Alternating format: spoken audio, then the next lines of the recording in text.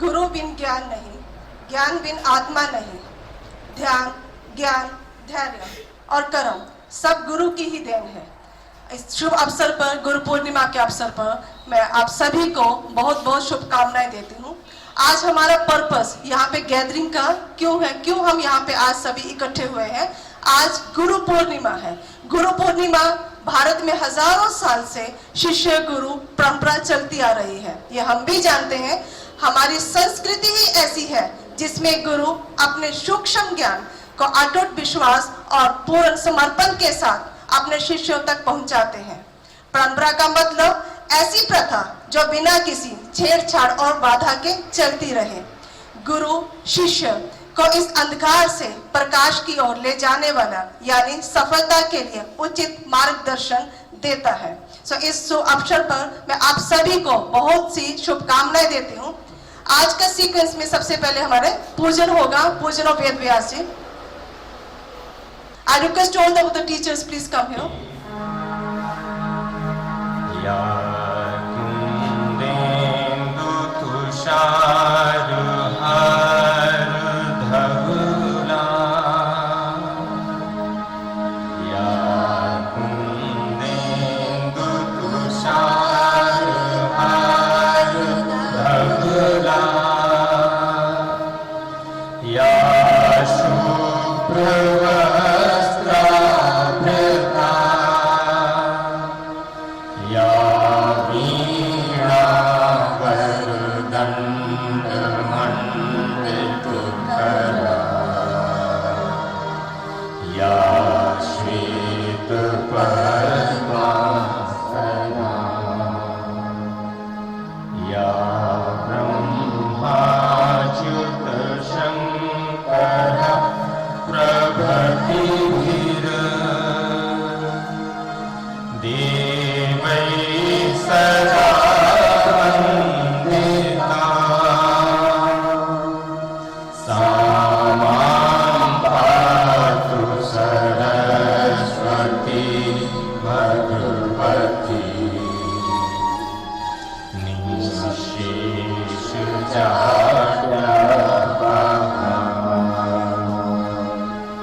शुक्लां ब्रह्मविचारसार Parma आद्यां जगद्व्यापिनी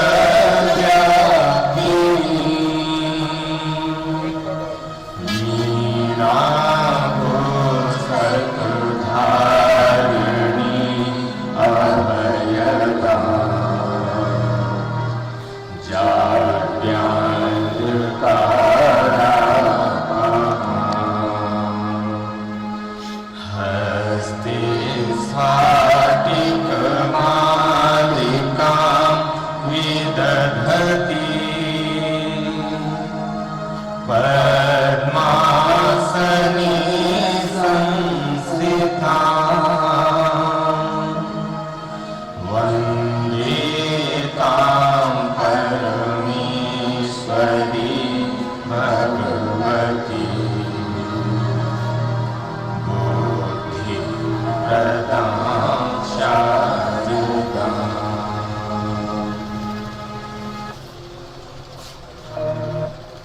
I request all of you kindly join your hands.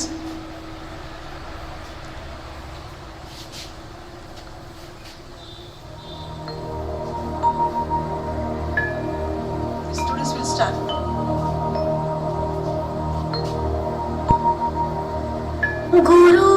गुरुर्ब्रह्मा गुरुर्विष्णु गुरुर्देवो महेश्वरा गुरुर्साक्षात् परब्रह्मा तस्मै श्री गुरुवे नमः तस्मै श्री गुरुवे नमः तस्मै श्री गुरुवे नमः।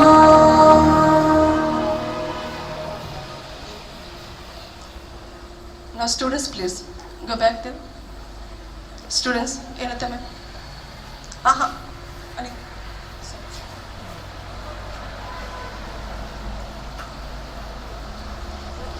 Guru means the one who removes darkness, misery, loneliness, lack, and brings abundance.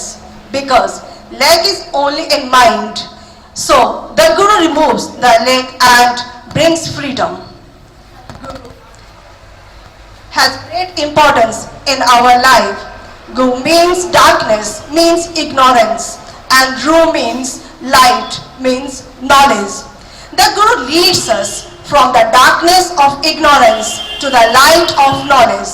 Future life is created by the Guru only. I'm going to tell you a very beautiful story to all of you. Surdas was an eager student who wanted to learn about spirituality. So for that purpose, he met a Guru who accepted him as his disciple. The Guru found that Surdas was hampered by his quality of getting angry easily. So what did he do? That anger prevented him from learning. So the Guru decided to make Surdas shed his anger. So what did he do? The Guru said, "Dear Surdas, chant the God's name during all your activities for 1 month. Then take a bath and come back to me." Surdas followed all the instructions given by his Guru. He chanted all the God's name while the activities during the day. When the 1 month was over, he came back to his Guru. But what happened? On the way to the Guru's hermitage, there was a sweeper on the way to there.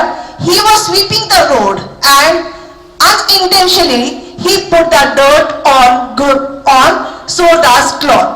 Surdas got very angry and he scolded like anything. He said, "You are a fool. You don't know what you have done with me. You have put dirt on my my clothes dirty, how would I go to meet my Guruji?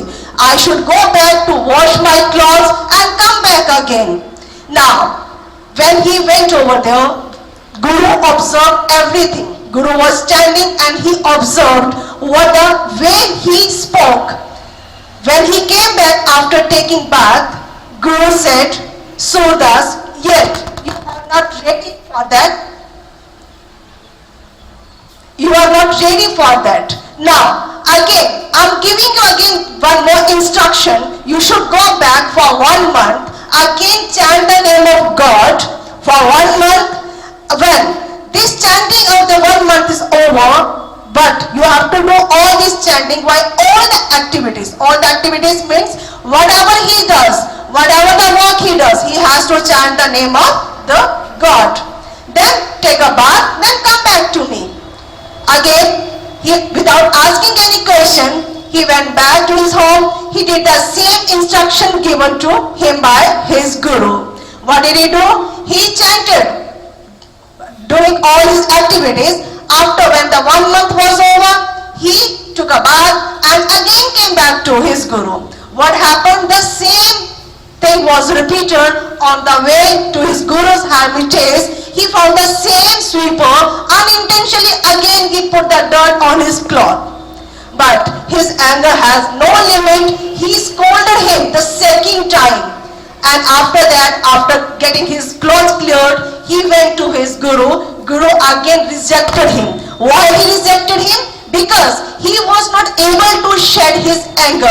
If the mind is not empty, that new knowledge is impossible to put in it. New knowledge is impossible to imbibe that unless you are totally new to your mind. Again, the disciple, that Surdas, he followed all the instruction, went back again for 1 month because 1 more month was given to him. Then 1 month again he chanted God's name, he took a bath, then came back to Guru.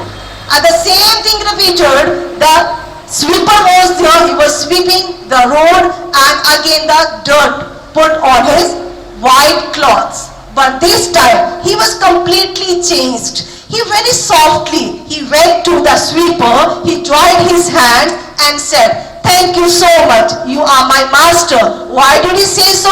Because you are the reason that who shed my anger. Earlier I used to get angry so frequently, but you are there who really told me the true thing. Now the Guru observed everything. Here Surdas could see his Guru standing at the hermitage and welcoming him. The moment he reached over there, he said, now you are a true disciple. Now you are a true student of me. Now from today onwards, you will be my disciple. तो इस story से हमें क्या शिक्षा मिली? Moral of the story is कि गुरु जो है, जो टीचर है, उन्हें सब पता होता है कि मेरा जो स्टूडेंट है वो कहाँ पर लैकिंग है, उसकी नॉलेज कहाँ पर बंद हो रही है, कहाँ पर ब्लॉक हो रही है. जहाँ पे उस टीचर को ये लगता है, मेंटर को ये फील होता है, गुरु को ये फील होता है कि मेरे इस स्टूडेंट की नॉलेज इस कारण से ब्लॉक हो रही है, सबसे पहले उनका वर्क क्या होता है? उस इग्नोरेंस को दूर करना. इसलिए गुरु को क्या है कि वो क्या करते हैं? हमारी डार्कनेस को, हमारी इग्नोरेंस को दूर करके हमारी लाइफ में क्या लेके आते हैं? एक light, knowledge that makes our life. So for this I would call that. Thank you so much. Now there is Aganya, speech by Aganya. I would call Aganya here for her speech.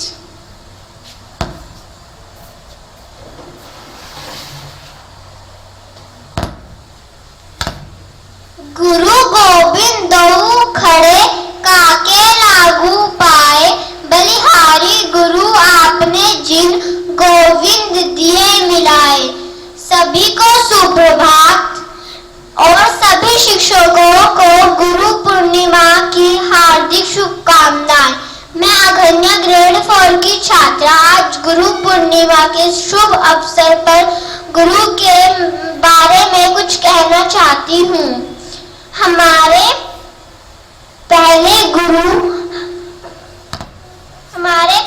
गुरु हमारे माता पिता होते हैं, क्योंकि सबसे पहले हम उन्हीं से सीखते हैं. लेकिन जब हम विद्यालय जाते हैं तो शिक्षक हमारे गुरु हो जाते हैं।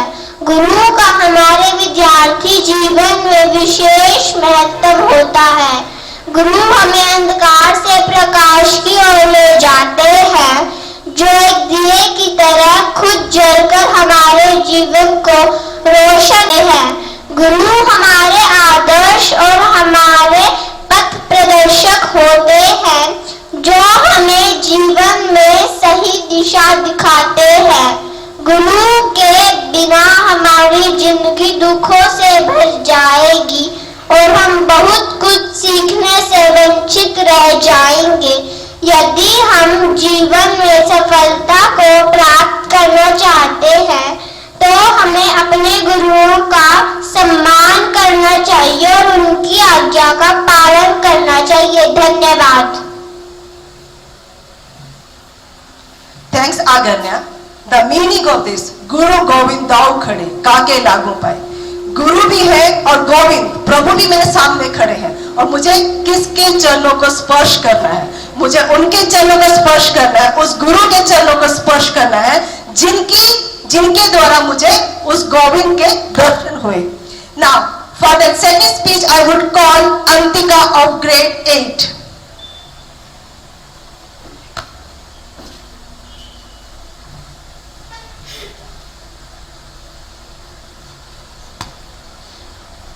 शिल्पी छेनी से करे सपनों को साकार, अनपढ़ पत्थर से रचे मन चाहा आकार, माटी रखकर चाक पर घड़ा घड़े कुम्हार, श्रेष्ठ गुरु मिल जाए तो शिष्य पाए संस्कार। मैं अंतिका 8वीं कक्षा में पढ़ती हूँ और आज गुरु पूर्णिमा के अवसर पर समस्त गुरुजनों को सहर्ष नमस्कार करती हूँ। गुरु पूर्णिमा एक प्रसिद्ध भारतीय पर्व है। इसे हिंदू एवं बौद्धपूर्ण हर्ष व उल्लास के साथ मनाते हैं। यह हिंदू कैलेंडर के अनुसार आषाढ़ माह की पूर्णिमा को मनाया जाता है।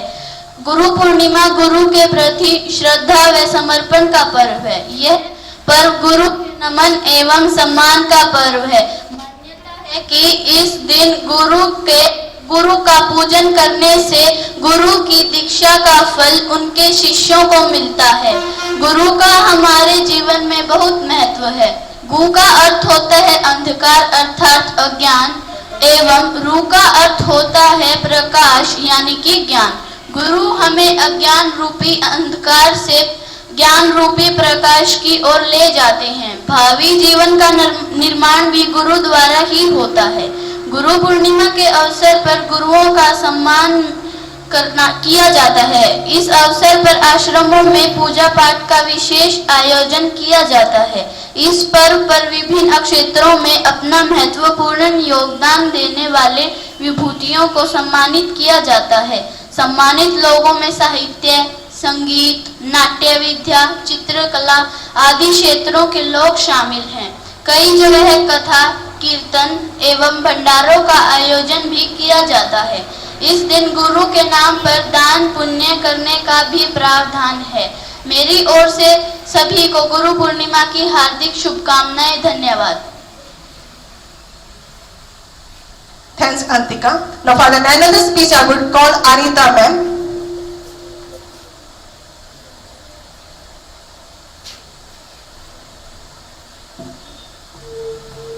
समस्त गुरुजनों को मेरी ओर से गुरु पूर्णिमा की हार्दिक शुभकामनाएं और सुप्रभात। करता करे न कर सके, गुरु करे सब होए, सात द्वीप नो खंड में गुरु से बड़ा न कोई।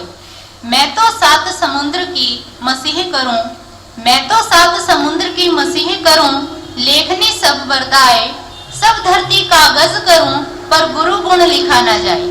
अर्थात यानी कि आज गुरु पूर्णिमा के अवसर पर मैं इस मंच के माध्यम से मेरे जीवन में आए सभी गुरुओं को सहर्ष नमस्कार करती हूँ और उनका धन्यवाद करती हूँ कि उन्होंने मुझे इस काबिल बनाया कि आज मैं उन्हीं की भूमिका को आपके साथ निभाने में इस पद पर निकल पड़ी हूँ। तो जो मैंने अभी आपसे कहा यह एक दोहा है, यानी कि इसका अर्थ क्या है वह भी समझना आपके लिए उतना ही जरूरी है जितना आज के दिन को मनाना। तो देखिए, कहते हैं कि कर्ता करे ना कर सके, यानी कि हम चाहे जितना मर्जी जोर लगा लें, अगर हमारे पास सिखाने के लिए कोई गुरु नहीं है तो हमारे सभी प्रयास व्यर्थ हो जाएंगे। अर्थात गुरु वो पथ प्रदर्शक होता है जो हमें सही और गलत की पहचान कराता है। और उन्हीं के सम्मान में कहा भी गया है कि सातों द्वीप पर और 9 खंडों में गुरु से बड़ा सम्मानीय व्यक्ति कोई नहीं है। और अगर मैं अपनी बात करूं कि अगर मैं सातों समुद्रों का जल स्याही के रूप में प्रयोग करूं और धरती पर जितने भी वन विद्यमान हैं उनसे मैं एक कलम का निर्माण करूं, तो भी अगर मैं सारी धरती को एक कागज मान लूं तो मेरे पास वो शब्द ही नहीं है कि मैं अपने गुरु को उन शब्दों में बांध सकूं। अर्थात गुरु की महिमा को शब्दों में बांधना उतना ही कठिन है जितना कि धरती और आसमान को मिलाना।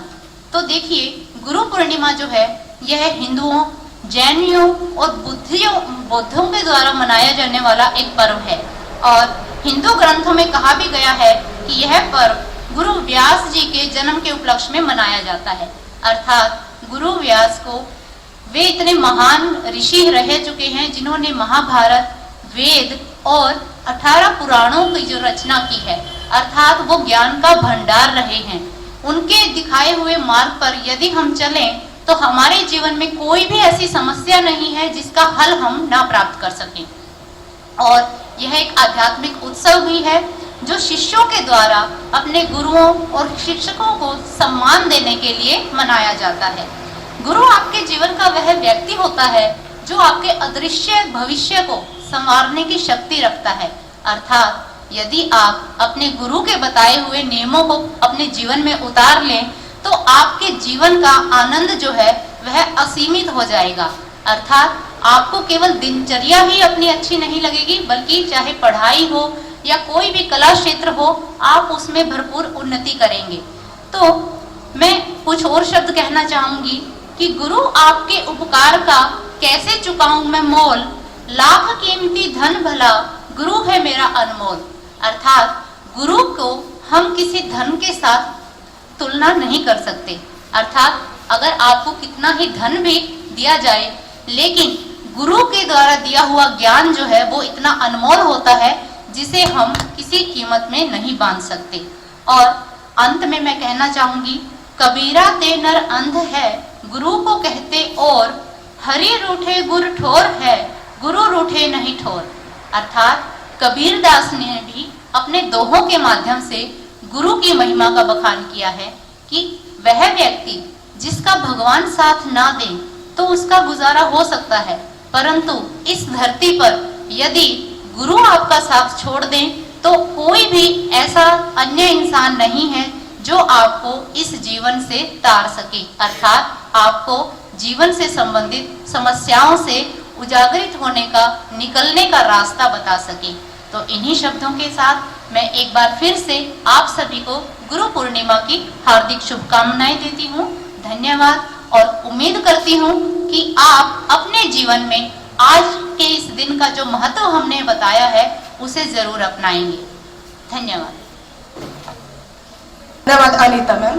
गुरु आपके उपकार का कैसे चुकाऊं मैं, लाख कीमती धन भला गुरु है मेरा अनमोल।